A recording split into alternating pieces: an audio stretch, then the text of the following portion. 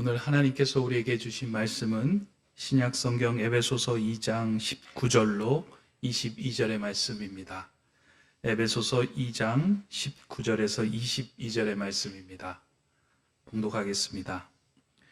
그러므로 이제부터 너희는 외인도 아니요 나그네도 아니요 오직 성도들과 동일한 시민이요 하나님의 권속이라. 너희는 사도들과 선지자들의 터 위에 세우심을 입은 자라. 그리스도 예수께서 친히 모퉁이 돌이 되셨느니라. 그의 안에서 건물마다 서로 연결하여 주 안에서 성전이 되어가고 너희도 성령 안에서 하나님이 거하실 처소가 되기 위하여 그리스도 예수 안에서 함께 지어져 가느니라. 아멘.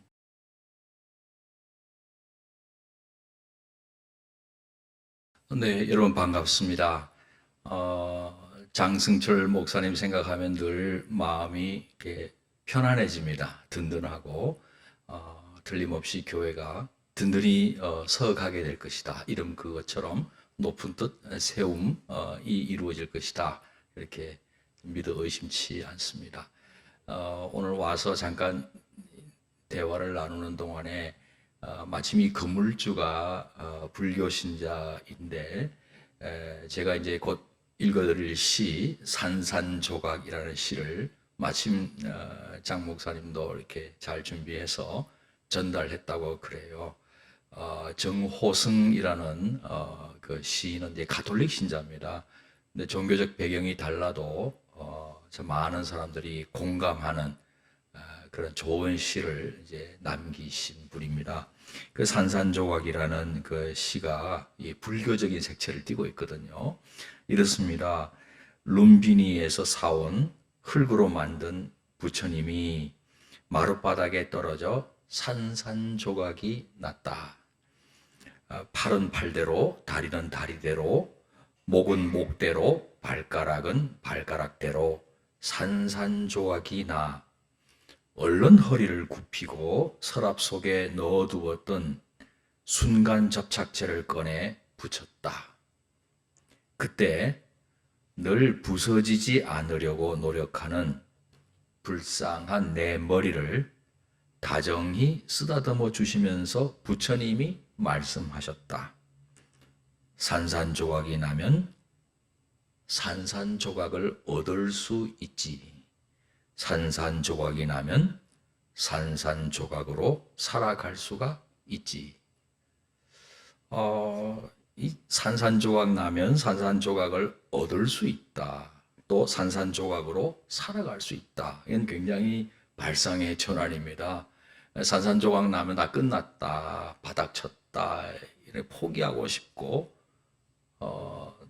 때로는 화가 나기도 하잖아요. 내게 왜 이런 일이 닥쳤는가. 실제로 산산조각 그 자체를 보면은 뾰족뾰족하고 날카로울 수도 있고 그러다 보니 다른 사람에게 상처를 줄 수도 있는 그런 모습이잖아요. 파편화된 그 인생이라고 하는 것이. 그런데 비록 이제 부처님이 말씀하셨지만은 산산조각으로 살아갈 수 있다. 산산조각이라는 것을 얻을 수 있다. 긍정적으로 수용하라는 그런 발상의 전환, 그런 메시지를 주는 시입니다. 우리 뜻대로 굴러가는 것만은 아닌 것 같아요, 우리 인생이. 완전히 산산조각 나버린 삶. 이 시는 마치 인생 달관의 경지에 참 들어간 사람만이 할 수 있는 이야기인 것 같아요. 정작 산산조각 나버리는 그 순간에 누가 태연하게 괜찮다 이렇게 할 수는 없잖아요. 그 인간이라면은 좌절하고 낙심하고 왜 이런 일이 내게, 심지어 화도 나고 뭐 좌충으로 돌아가고. 성경에 나와 있는 그 시편 23편의 표현처럼 사망의 그 음침한 골짜기잖아요. 다 죽었다. 끝이구나. 내 인생 여기서 끝나는구나. 그런 생각이 들 때가 있습니다. 그런데 이제 석가모니는 그걸 수용하라. 완벽함을 추구하려는 어떤 집착을 내려놓고 주어진 여건들, 처지들을 그냥 이렇게 긍정적으로 수용하라는 그런 메시지가 담겨 있습니다. 상당히 저는 이 시를 접하고 굉장히 의미가 있다. 좋게 이제 받아들였는데 오늘 아침에 와서 대화하는데 그걸 선물로 이 불교신자에게 줬다고 하니까 참 그분도 건물주도 좋아했을 것만 같다 하는 생각이 듭니다. 그런데 우리 하나님은 여기서 한 걸음 더 나아가세요. 그 애굽 제국 밑에서 노예로 신음하던 그 히브리인들을 한번 생각해 보세요. 그건 산산조각난 삶을 살았습니다. 완전히 바닥친 인생이잖아요. 그 뭐 아우성하고 절규가 하늘에 사무쳤다고 출애굽기가 이제 묘사를 하고 있습니다. 여러분, 노예에게 무슨 인권이 있어요? 자유가 있어요. 안식일이라는 건 생각할 수 없잖아요. 바로 왕이 원하기만 하면 노역에 동원할 수 있고 징병할 수 있고 자유라는 게 없어요. 안식일이라는 게 없어요. 그냥 항상 일을 해야 돼요, 노예로. 무슨 희망이 있었겠습니까? 죽지 못해 그냥 살아가는 거예요. 바닥친 인생. 마치 그 피라밋에 어마어마한 그 돌 있잖아요. 그걸 막 쌓아 올렸는데 제일 밑바닥에 깔려있는 중압감을 견디지 못한 채 죽지 못해 사는 바닥친 인생, 그야말로 산산조각난 파편화된 그런 삶을 살아갔던 히브리 민족이었어요. 그런데 하나님께서는 이 히브리인들에게 당한 임한 그 처지 그냥 받아들이면서 살아가라고만은 하지 않으셨어요. 오래전부터 준비해 오신 지도자 모세를 통해서 애굽에서부터 이끌어내셨어요. 출애굽. 그 이제 해방 자유를 주셨잖아요. 그리고 곧장 시내산으로 인도하셔서 모세를 통해서 언약을 체결하셨습니다. 그게 출애굽기 19장 3절에서 6절에 나오는데요. 모세가 하나님 앞에 올라가니 여호와께서 산에서 그를 불러 말씀하시되 너는 이같이 야곱의 집에 말하고 이스라엘 자손들에게 말하라. 내가 애굽 사람에게 어떻게 행하였음과 내가 어떻게 독수리 날개로 너희를 업어 내게로 인도하였음을 너희가 보았느니라. 세계가 다 내게 속하였나니 너희가 내 말을 잘 듣고 내 언약을 지키면 너희는 모든 민족 중에서 내 소유가 되겠고 너희가 내게 대하여 제사장 나라가 되며 거룩한 백성이 되리라. 너는 이 말을 이스라엘 자손에게 전할지니라. 그러니까 이스라엘 민족이 하나님의 언약을 지키면 제사장 나라 또 거룩한 백성 되게 해주시겠다는 약속입니다. 그러니까 지금 노예로 사는 그들의 처지하고는 전혀 다른 새로운 정체성을 약속을 해 주시는 거예요. 산산조각난 히브리 노예들로 하여금 하나님의 걸작품, 너희는 다 내 소유가 되어서 내가 너희를 참 제사장 나라로 거룩한, 여러분 제사장은 하나님을 섬기는 신분 아닙니까? 온 인류를 하나님 사이에서 이렇게 매개해 주면서 하나님께로 나오게 하는 어마무시한 정말로 너무나 고귀한 직분 아닙니까? 성직이에요. 그러니 히브리 노예들을 그런 자리까지 이끌어 주시겠다는 거예요. 거룩한 백성으로 삼겠다. 이 산산조각난 파편들을 이렇게 주워 모아서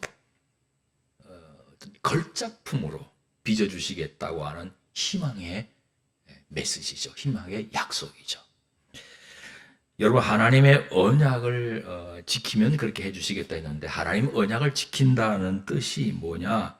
하나님이 주인이심을 고백한다는 거예요. 그러니까 하나님께서 우리에게 명하신 계명들을 지킨다는 것은 하나님의 뜻이 작동되는 삶을 살겠다는 것이고 우리 용어로 말하면 그게 높은 뜻 정신의 핵심이에요. 하나님이 주인이 되신다. 우리의 왕, 우리의 통치자는 더 이상 애굽 제국의 바로왕이 아니라는 거예요. 여호와 하나님이야말로 새 주인이고 새 왕이며 새 통치자로 모시겠다 하는 그런 고백이에요. 그게 언약을 지킨다는 거예요. 여러분, 그게 바로 하나님 나라죠. 하나님이 다스리시는 하나님의 나라를 가리키는 겁니다. 이 높은 뜻 정신의 그 핵심이에요, 그게. 오죽 했으면은 이 높은 뜻을 함께 세워가자고 우리 장성철 목사님이 교회 이름도 높은 뜻 세움교회라고 했겠습니까? 이 하나님 나라를 함께 세워가자는 뜻이거든요. 여러분, 하나님께서요, 히브리 민족이 홍해를 건너자마자 뭐라고 하셨는 줄 아세요? 야, 오늘 이 새해 첫날이라고 하라. 이 달력을 바꿔버렸어요. 사실은 그날이 민간력, 지켜오고 있는 민간력으로 말하면 7월 1일이었거든요. 딱 정확하게 6개월 차이 나게, 야, 새로, 지금 그 달력, 이제 없고, 이제 새 달력이야. 그 유대 종교력입니다. 민간력하고 유대 종교력 사이에는 정확하게 6개월 차이가 나요. 7월 1일을 1월 1일이라고 그렇게 명명을 하셨습니다. 이스라엘 민족과 함께 하나님께서 통치하시는 새 역사를 이제부터 써내려 가겠다는 의미예요. 이전 것은 다 지나가는 거예요. 새 세계를 열어가겠다는 거예요. 하나님이 주인으로서.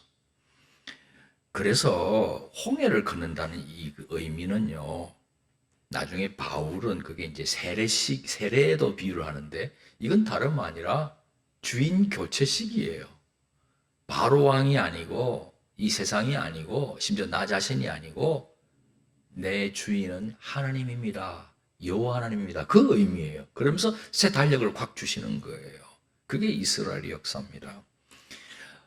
나중에 이제 시인이 이 출애굽 사건을 회상하면서 감격의 노래를 불렀습니다. 이게 시편 118편 21절에서 23절이에요.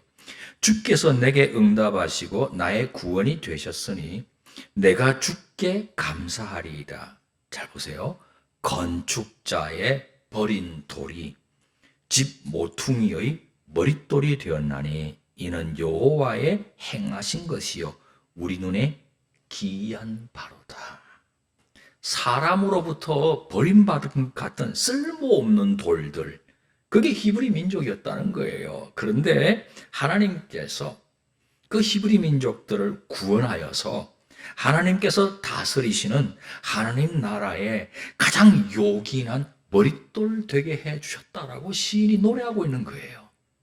이거는 그냥 산산조각으로 살아가라 정도가 아니잖아요. 어마어마한 걸작품으로 지금 빚어가고 계시다 하는 것을 감격하여서 시인이 노래했단 말이에요. 참으로 기이하고 신비로운 은혜다. 이스라엘 사람이라면 잊을 수 없는 사건이에요. 그 출애굽 사건, 유월절과 함께 출애굽 사건, 그거는 잊을 수가 없는 거거든요. 먼 훗날 베드로가요, 이 시편을 예수 그리스도에게 연결을 시켜요.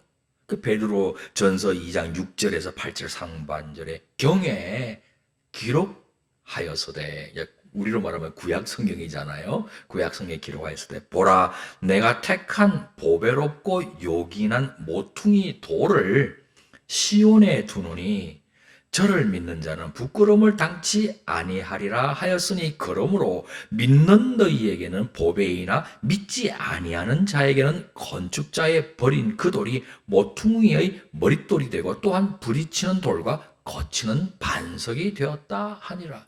예수 그리스도를 가리키는 거예요.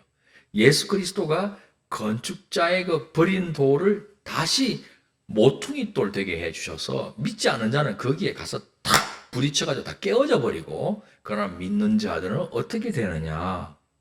그리스도인들에게는 베드로가 이렇게 표현을 해요. 그 바로 앞절에 나와요. 2장 4절 5절 말씀인데, 사람에게는 버림바가 되었으나 하나님께는 택하심을 입은 보배로운 산돌, 그러니까 리빙 스톤이죠. 살아있는 돌, 산돌이신 예수에게 나와 너희도 너희도 산돌같이 신령한 집으로 세워지고 예수 그리스도로 말미암아 하나님이 기쁘게 받으실 신령한 제사를 드릴 거룩한 제사장이 될지니라. 옛날 히브리 민족에게 해주셨던 약속이 예수 그리스도를 통해서 예수님을 믿는 그리스도인들을 향해서 그대로 이어지고 있다는 거예요. 너희도 산돌이신 예수 그리스도, 모퉁이 돌 대신 예수 그리스도에게 나와서 함께 산돌처럼 함께 지어져 간다는 거예요. 이 때문에 하나님께서요, 고린도 후서 5장 17절 저 유명한 구절을 통해서 뭐라고 말씀하셨느냐? 그런즉 누구든지 그리스도 안에 있으면 새로운 피조물이라. 이전 것은 지나갔으니 보라 새 것이 되었도다. 산산조각난 삶으로 끝날 게 아니고 이제는 걸작품으로 그리스도 안에서 새로운 피조물, 하나님의 새로운 피조물로 이제 재탄생하는 그런 놀라운 은혜를 말씀하고 있는 겁니다. 죄와 허물로 죽었던 바닥친 인생을 독생자 예수 그리스도를 통해서 하나님께서 살려주셨고요. 살려주셨을 뿐만 아니라 하늘 보좌에도 앉혀주셨어요. 그게 오늘 본문 앞에 나오는 거예요. 에베소서 2장 4절에서 6절 말씀이에요. 이렇게 나옵니다. 긍휼이 풍성하신 하나님이 우리를 사랑하신 그 큰 사랑을 인하여 허물로 죽은 우리를 그리스도와 함께 살리셨고 너희는 은혜로 구원을 받은 것이라. 또 함께 일으키사 그리스도 예수 안에서 함께 하늘에 앉히시니. 이 하늘에 앉히셨다.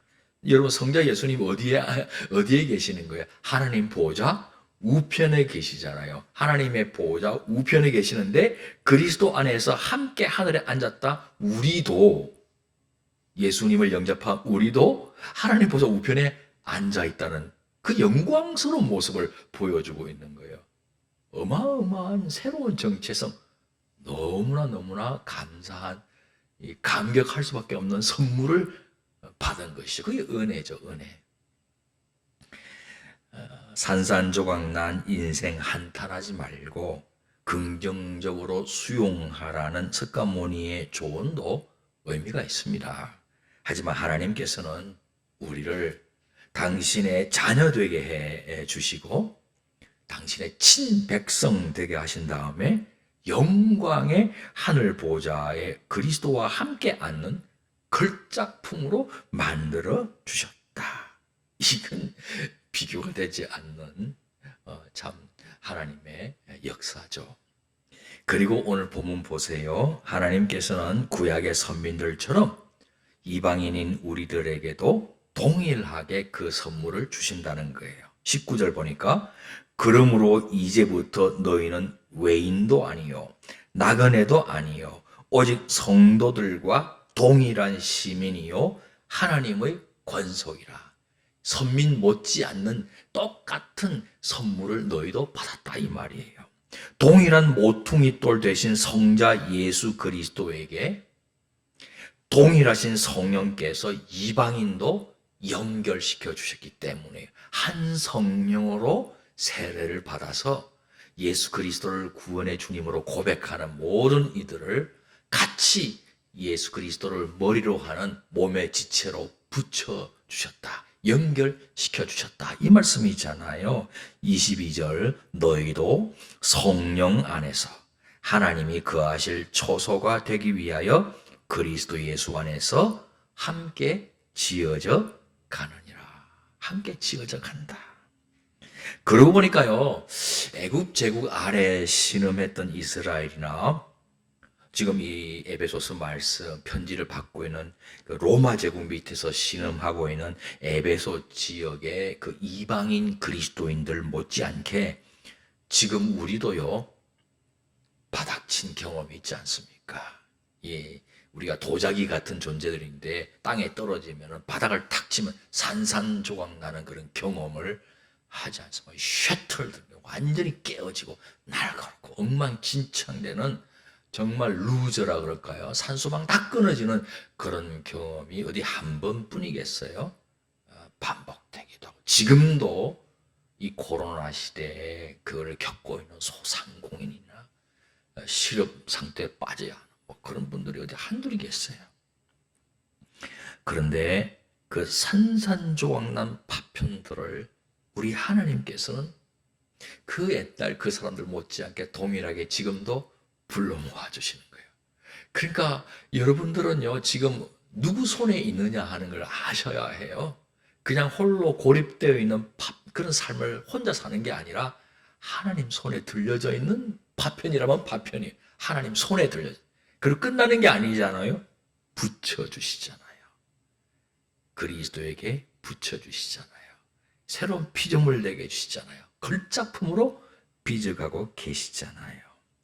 하나님의 영광 중에 하나님이 임재하시는 당신의 처소로, 당신의 거룩한 성전으로 지금 지어져 가도록 하고 있는 거예요. 눈에는 보이지 않지만은 하나님 나라에 살아있는 성전으로 지금 지어져 가는 거예요. 그러고 보니까 여러분, 딱 보니까 돌들이네요, 진짜. 돌 하나, 돌들. 하나님이, 아까도 코로나기 때문에 돌들을 좀 많이 못 모으고 있습니다. 그러시는데, 어디에 계시든지 하나님이 돌들을 이렇게 높은 데 세운 교회에 붙여주시려고 돌들을 이렇게 불러 모아주고 계시단 말이죠. 여러분, 도예 작가, 혹시 이수경 씨를 아시는지 모르겠어요. 워낙에 깨어진 도자기 작가로 알려졌어요.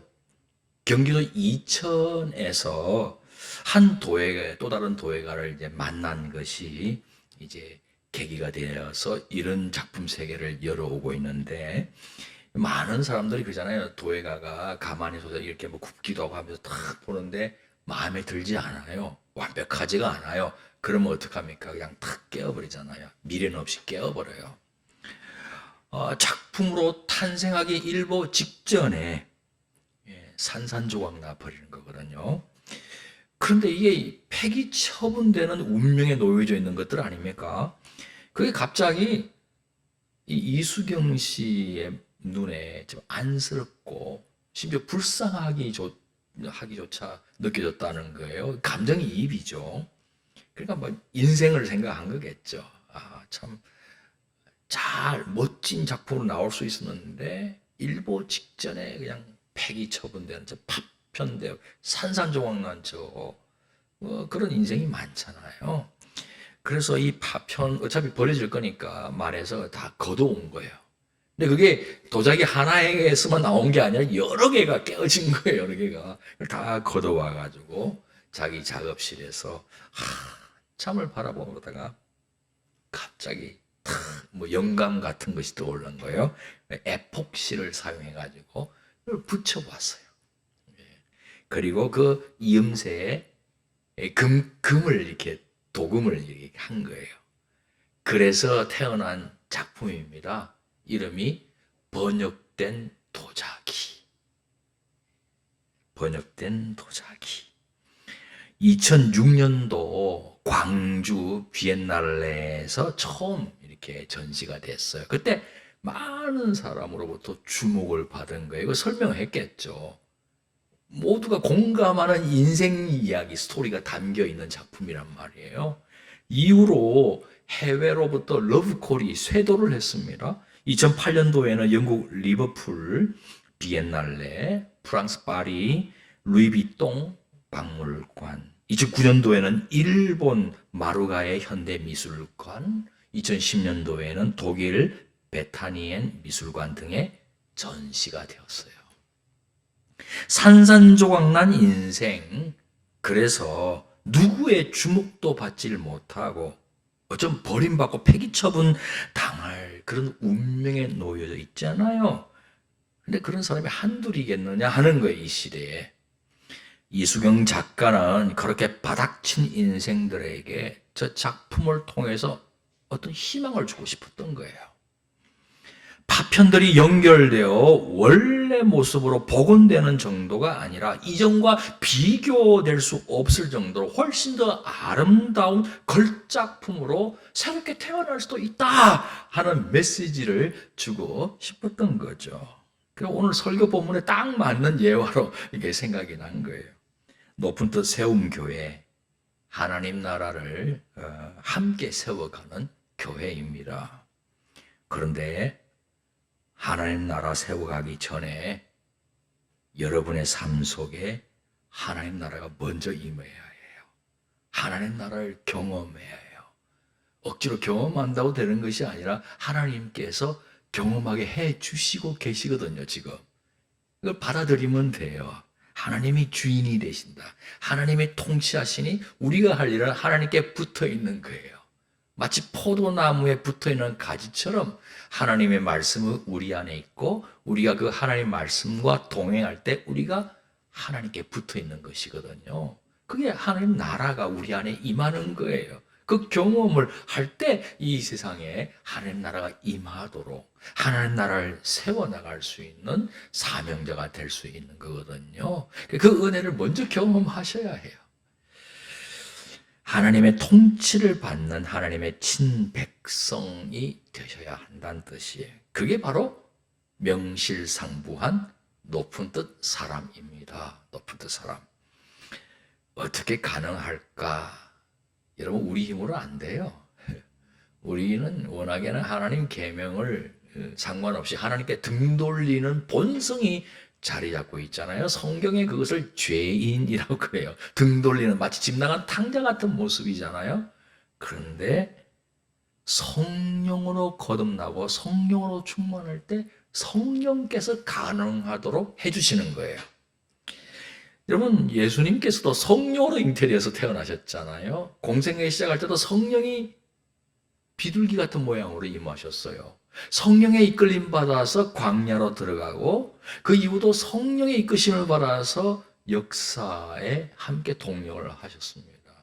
그리고 계속 제자들에게 너희가 성령 받아야 되겠다. 부활하시고 난 다음에도 두려워 떨고 있는 제자들에게 나타나셔서 숨을 후 내쉬면서 평안이 너희에게 있을지어다. 성령을 받아야 되겠다 말씀하시고 승천하여 떠나가실 때도 제자들에게 성령을 받도록 성령이 너희에게 임하시면 너희가 권능 받는다. 그리고 땅끝까지 내 증인 된다. 그 말씀하시고 계속해서 성령을 말씀하셨어요. 처음서부터 마지막까지 하나님 나라가 어떤 곳인가 천국의 비유까지 써가면서 사역하면서 하나님 나라를 가르쳐 주셨잖아요. 이 땅에 하나님이 주인이 되시는 하나님이 통치하시는 하나님 나라를 보여주시는데 그 예수님이 계속해서 성령을 말씀하시는 거예요. 하나님 나라는 누구에 의해서 세워져 가느냐? 성령의 권능으로 세워져 가는 거예요. 그래서 제자들에게도 부활의 증인으로서 이제 막 달려나가라고 그럴 때 잠깐 멈춰라. 아버지께서 약속하신 것이 임하기 전에는 예루살렘에 머물라 그랬잖아요. 그 머물렀더니 오순절날에 그 마가의 다락방에 성령이 임하신 거예요. 성령 받은 제자들 마음은 하나님 마음에 공명될 수밖에 없잖아요. 지금까지는 내 욕심, 내 생각으로 막 달려나가고 심지어 하나님의 일이라고 하면서도 말이죠. 그런데 이제부터는 성령이 이끌어 주시는 대로 성령께서 부어주시는 하나님의 그 깊은 곳까지도 통달하시는 성령께서 주시는 하나님의 마음을 따라서 공명되어서 헌신했거든요. 심지어 목숨까지 바쳐가면서 대로마 제국이 뒤집어지잖아요.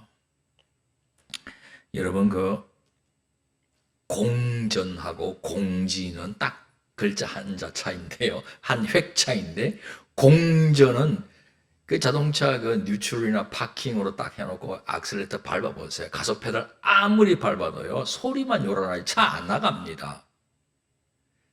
톱니바퀴가 맞물려 있지 않기 때문에 그래요. 그런데 톱니바퀴가 맞물리면 밟은 대로 그냥 가잖아요. 그것처럼 공전이 아니라 공진이 돼야 돼요. 여러분, 소리굽새 두 개가 있잖아요. 똑같이 말 밟고 모양의 소리굽새인데 이쪽으로 땅 치면 이쪽에는 아무 일도 안 했는데 이게 전달되어 가지고 조금 이따 같이 떤다, 진동한다 해서 공진현상이라 그래요. 사물마다 고유의 진동 주파수가 있다는 거 아니겠습니까? 고유 진동 주파수가 일치할 때 최대 운동 에너지가 전달된다. 그게 바로 공진현상이에요. 이 원리를 이용한 가전제품이 있어요. 우리가 좀 마이크로웨이브라는 걸 원래 그런데 우리가 하는 전자레인지인데 원래 이름은 마이크로웨이브예요. 웨이브. 이 파장이잖아요. 그게 무슨 파장이냐? 물 분자 파장이에요. 그러니까 식자재 안에 수분을 머금고 있는 것만 요리가 돼요. 바싹 말랑 건조된 거는 아무리 몇 분 해도 요리가 안 됩니다. 그 안에 수분을 머금고 있는데 똑같은 물 분자 진동 주파수를 땅 치면은 그게 쫙 전달되는 거예요. 그러면 이게 최대 운동 에너지 전달되니까 왔다 갔다 왔다 갔다 왔다 갔다 하는 거예요. 그 운동 에너지가 열 에너지가 둔갑돼 가지고 조리되는 게 바로 마이크로웨이브입니다. 알고 쓰셔야 돼요. 알고 쓰셔야 돼요. 이걸 영적인 세계에 적용해보자 이거예요. 우리 마음대로 막 왔다 갔다 소용없어요. 하나님의 마음에 공명되고 하나님의 뜻의 주파수에 딱 조율돼 일치될 때 최대 운동 에너지, 하나님의 최대 운동 에너지는 무에서 유를 창조하는 거예요. 전 세계를 뒤집어 놓는 어마어마한 그 막강한 하나님의 능력이 우리에게 흘러 들어와서 이 세상에 전달된다니까요. 그게 바로 초대교회 역사였어요. 목숨까지 바쳐가면서. 그래서 다 뒤집어졌잖아요. 어느가 자기 욕심, 자기 일, 자기 생각을 가지고 하나님 뜻을 이야기하지 않았어요. 전적으로 하나님의 뜻에 순종하는 오늘 우리로 말하면 명실상부한 순수한 높은 뜻 사람 되니까 세상이 뒤집어졌다 이 말이에요. 그렇게 해서 높은 뜻이 서가는 거예요. 하나님 나라가 세워져 가는 거예요. 우리가 하는 거 아니죠. 성령께서 하시는 거예요. 그러려면 우리가 먼저 성령의 감동을 입을 수가 있어야 돼요. 우리가 먼저 우리 안에 하나님 나라가 임하고 하나님의 뜻에 순복하는 삶이 딱 돼야 돼요. 그러려면 말씀을 알아야 되잖아요. 말씀이 우리 안에 있어야 되는 거예요. 그래야 뜻을 분별할 수 있는 거죠. 여러분 높은 뜻, 하나님의 주인이 되신다, 하나님 나라가 임한다, 이 목적지는 잘 정했어요. 우리 높은 뜻 교회들이. 그런데 그 목적지는 잘 정했고 방향도 똑바로 됐어요. 그러나 우리 힘으로 도달할 수가 없어요. 성령의 능력을 힘입어야 기름이 주유가 되면서 목적지까지 가는 거지. 성령 능력 힘입지 않고 우리 생각으로 높은 뜻 하면 높은 뜻이 교인 수만큼 많아지더라고요. 교인이 2,000명이면 높은 뜻도 2,000개더라고요. 각자가 높은 뜻이래. 그래서 서로 싸워. 근데 성령의 감동을 받으면 연합과 일치가 일어날 수밖에 없고, 그리고 성령의 기름 부으심이 있으니까 목적지까지 가는 거예요. 중간에 다 떨어져요. 멈추질 않아요. 그래서 하나님의 뜻이, 하나님이 주인이 되신다. 이건 제대로 된 목적지예요. 하나님의 나라. 그런데 그것도 우리 힘으로 하는 것이 아니라 성령의 능력으로 해야 된다 하는 것을 꼭 말씀드리고 싶습니다. 그리고 또 하나 주목해야 될 것은 함께 지어져 간다. 그 높은 세운 교회 하나님 나라를 함께라는 단어를 탁 하는데 탁 들어왔는데 오늘 성경 말씀도 함께라는 단어, 함께 지어져 간다. 서로 연결되어서 성전으로 지어져 간다. 이 코로나 시대에 고립, 단절, 이 경험하면서 참 외롭다, 우울감, 코로나 블루라고 막 이야기도 많이 하잖아요. 그런데 이 번역된 도자기가 말하는 것은 그 파편이 연결되어 가지고 원래 상태로 복원되는 정도가 아니라 완전히 새롭게 태어나는 작품 세계를 보여줬잖아요. 연결되는 거. 교회도 마찬가지. 성도 각자가 예수님 믿어 하나님 자녀 되는 것 맞아요. 그런데 이제는 개인주의적으로 신앙생활하는 거 아니에요. 각 개인이 예수님 영접하는 건 맞지만 신앙생활은 개인주의적이 아니라는 거예요. 가족 같은 공동체를 이루어서 함께 신앙생활 하도록 부름받고 있다는 걸 기억하셔야 해요. 서로 연결하여 함께 지어져 간다 이 말입니다. 우리는 성도가 서로 교통하는 것을 사도신경 통해서 고백하고 있습니다. 서로 돌아보아 사랑과 선행 격려하는 거예요. 이 코로나 시대에 단절 무슨 고립 말하지만 이 온라인, 인터넷, SNS 이게 얼마나 감사한지 몰라요. 이 문명의 이기가 화상통화도 가능하잖아요. 마음의 문제예요. 물리적으로 대면할 수 없지만은 연결할 수는 있잖아요. 전화하고 문자 보내고 SNS하고 카톡하고 방도 만들고 서로 격려 방법을 찾을 수가 있어요. 부정적인 사람은 핑계만 자꾸만 대는데요. 긍정적인 사람은, 성공하는 사람은 주로 방법을 찾아요. 방역 수칙안에서도 어쩐지 모이기를 힘써고요. 그렇게 하면 앞으로 단계에 따라서 하이브리드처럼 언제든지 전환할 준비를 딱 하는 거예요. 에자일 목회라 그러잖아요. 이렇게 대응하고 저렇게 대응하고 언제든지 본질을 놓치지 않고 하나님을 예배하는 것과 성도가 서로 교통하는 이 본질적인 일에 헌신하는 것, 깨워서 언제든지 방법을 다 동원하는 거죠. 그리스도를 머리로 하는 한 몸의 지체이기 때문에 그래요.